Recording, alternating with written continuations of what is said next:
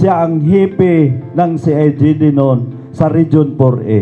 Nung niread ako, kinuha lahat yung cellphone ko na 12, kasama yung tab, kasama yung passport ko, kasama yung pera ko na 1.2 million.